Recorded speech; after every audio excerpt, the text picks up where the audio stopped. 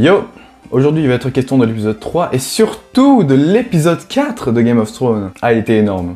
Parce que l'épisode 3, il n'était pas assez rempli en fait pour que j'en parle vraiment. Du coup, voilà. Je pense que vu comment ça se passe là, on va essayer de faire tous les 2 épisodes une review, ou tous les 3, ou... Tu vois, si l'épisode 5, là d'après, est aussi énorme que celui qu'on vient de voir là, il y a moyen que je fasse une review dessus. Du coup, voilà. Qu'est-ce qui s'est passé depuis la fin de l'épisode 2? Alors du coup, il y a Euron Greyjoy, l'oncle de Théon et de sa sœur, Liara, je crois, qui rapporte le fameux cadeau à Cersei, à savoir Liara, et la veuve d'Oberyn, ainsi que sa fille. Jon Snow va voir Daenerys et se fait un peu ken, parce que dans le message de Tyrion, il n'y avait pas toujours cette notion de ploir le genou, qu'il y a partout dans l'épisode 3 et dans l'épisode 4 aussi, hein, elle l'utilise tout le temps. Arrête s'il te plaît. Et donc quand lui arrive là-bas, il parle plutôt de se rallier plutôt qu'une réelle volonté de se soumettre en fait. Et vu que Dany le prend mal, et ben elle le met quasi prisonnier. Yes. Bran retourne à Winterfell, et là on se rend compte à quel point il peut embrouiller tout le monde avec ses histoires de corneilles à 3 yeux. Même Sansa n'y bite rien. Mais vu que Bran raconte plus ou moins comment s'est déroulé son viol, et ben elle est un peu obligée de le croire. Oui. La phase d'attaque de Castle Rock avec les Immaculés a donc lieu. Le plan de Tyrion était superbe en fait, une petite ouverture par la mer, franchement, cheval de Troie version Game of Thrones. Ça aurait pu le faire, mais ils étaient plus là. Et d'ailleurs, le mec a dit que c'était lui qui s'occupait des égouts, mais comment il a pu s'occuper d'une ouverture dans la roche? Et du coup, l'armée de Castle Rock était partie à Highgarden, le château des Tyrell, parce que oui, Olenna Tyrell s'est ralliée à Daenerys, et vu que Cersei elle est pas trop d'accord, hein, et ben elles se sont fait défoncer. Et juste avant de donner un poison à Olenna Tyrell, parce que oui, Jaime est un mec cool, on apprend que c'était elle qui avait buté son fils. Enfin, du moins le fils de Cersei, Joffrey. Yes! Et en vrai, c'était plutôt logique que ce soit eux les responsables. Enfin, du coup, elle. Parce que selon mes souvenirs, il y avait 3 suspects. Il y avait Tyrion, Sansa et Olenna Tyrell. Ou du moins, les Tyrell. Mais vu que Tyrion, ce serait pas du tout son genre et qu'il a déjà claqué 2 fois du Joffrey, et qu'en plus, il a voulu se barrer. Donc déjà, lui, écarté du chemin. Parce que lui, en fait, c'est le bon Lannister, tu vois. Il peut pas faire un truc comme ça. Sansa, elle s'est barrée par peur qu'on pense que ce soit elle. Mais c'est pas elle. Du coup, Peter Baelish aussi qui l'accompagne, donc lui, je sais pas ce qu'il fout en fait dans cette série. J'ai l'impression qu'il met le bordel un peu partout où il passe, sans raison. Donc il restait grosso modo plus que les Tyrell. Et je vois pas quel serait l'intérêt de Baelish de tuer Joffrey, mais bon. En vrai, cet épisode-là était plutôt calme. Préparez bien les spectateurs au grand, au gigantesque, au gargantuesque épisode 4. En fait, cet épisode, c'était un peu l'épisode qu'on attendait tous depuis le début de la saison, c'est-à-dire l'épisode où on se disait « Ah putain, enfin les vrais bails commencent ». Et là, oui putain, les vrais bails commencent. Oui, parce que dans cet épisode, on voit enfin les dragons faire autre chose que brûler des brebis. Ils brûlent des hommes. Oui. Bon, commençons par le commencement. Ou commençons par le meilleur. Premier affrontement entre les dragons et l'armée de Castle Rock. Non, bon, en vrai, on va d'abord parler du reste, hein, parce que sinon, ça va pas le faire. Sinon, chose intéressante à notifier, depuis l'épisode 3, il y a Mark Gatiss, soit Mycroft, le frère de Sherlock Holmes dans la série Sherlock, qui est à Port-Réal et qui conseille Cersei, ou alors qui s'occupe de la banque. Voilà, il y a Mycroft. Et j'ai un peu l'impression que cette saison, c'est un peu la saison des guest stars. Ed Sheeran, Mark Gatiss, Katy Perry, peut-être, on sait pas. Arya qui retourne à Winterfell, elle retrouve son frère, sa sœur, et surtout, elle retrouve Brienne. Brienne qui a donc vaincu le limier. Et oui, d'ailleurs, petite scène plutôt sympa. Alors, du côté de Ploie le genou, on retrouve Jon qui amène Dany dans une caverne pour lui montrer, en gros, tout le ver dragon de la caverne, donc la matière qui permet de tuer les marcheurs blancs. Il lui montre d'ailleurs quelques inscriptions blanches et apparemment anciennes qui montrent que 2 civilisations s'étaient réunies afin de faire face aux marcheurs blancs. Comme par hasard. Donc après ça, Jon et Dany se mettent plus ou moins d'accord. En gros, si Jon vraiment se soumet, donc ploie le genou, elle ira combattre dans le nord. Ouais, c'est un peu triste. Et parce que oui, Dany a apparemment plus confiance en des inscriptions blanches que en Jon Snow. Ouais. Et attention, le début du meilleur de l'épisode arrive. Tyrion annonce donc à Daenerys que Castle Rock a été pris par les Immaculés. Mais que les Tyrell ne sont plus. Alors là, Dany, elle commence à être vénère, hein, mais pas assez vénère pour quand même demander son avis à Jon Snow. En fait, c'est dingue comme ce personnage n'arrive pas à être crédible, en fait, entre ce qu'il fait et ce qu'il dit.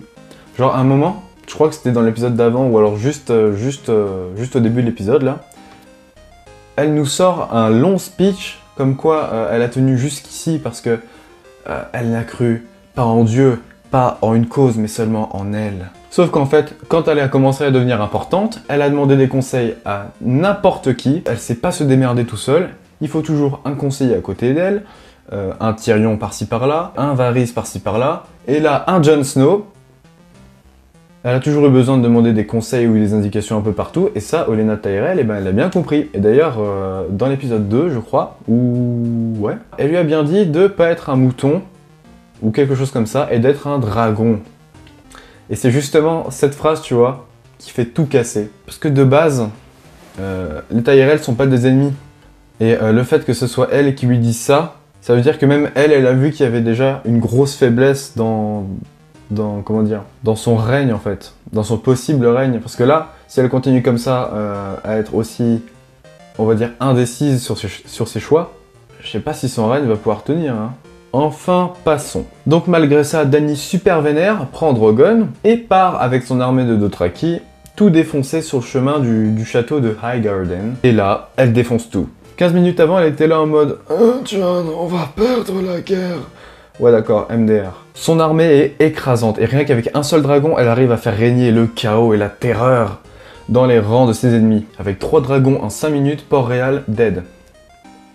Bon après, elle va pas le faire, donc voilà. Comme Jon lui a dit juste précédemment, là, si elle fait cramer toute la ville, les gens la verront pas comme la révolutionnaire, comme la sauveuse. Les gens la verront comme un autre monarque essayant de prendre le pouvoir par la puissance, voilà. Sinon, le combat est juste démentiel. Le dragon rend super bien l'image, tout est super bien rythmé. On sent bien les impacts meurtriers des flammes quand elles s'abattent sur le champ de bataille. Et en fait, son design au dragon, il est tellement bien fait que si tu te mets à la place des gens de l'armée de Castle Rock, tu flippes ta race. Le truc déjà a un style bien vénère, mais quand tu te mets à leur place, c'est cauchemardesque. Sinon, la force destructrice du dragon est juste gigantesque, en fait. Ouais, donc comme je disais, le truc a juste à survoler les rangs pour semer le chaos et la mort, en fait. Et du coup, à l'image, ça donne vraiment quelque chose d'imposant. On sent à quel point les gens sont en panique et sont si impuissants face à cette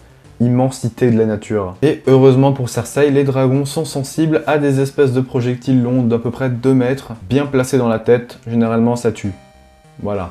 Et on a pu constater leur efficacité grâce à Badass Bronn, soit l'acolyte de Jaime Lannister, qui s'empare d'une espèce d'immense arbalète, donc justement pour lancer ses projectiles de 2 mètres de long, qui loupe, je crois, son premier coup. Et le deuxième, bam, ce qui a l'air de plutôt lui faire mal. Et vu qu'il peut encore voler, je pense que le coup décisif serait dans la tête. Et puis alors, quand le dragon se pose, parce que bon, ça fait quand même assez mal, et que Daenerys essaie de lui envoyer, enfin de lui retirer son projectile, il y a Jaime qui se dit que c'est une bonne idée de charger Daenerys. Ce gros tarde fonce avec une lance, et bien sûr, arrive à ce qui va arriver, elle se retourne, et le dragon aussi.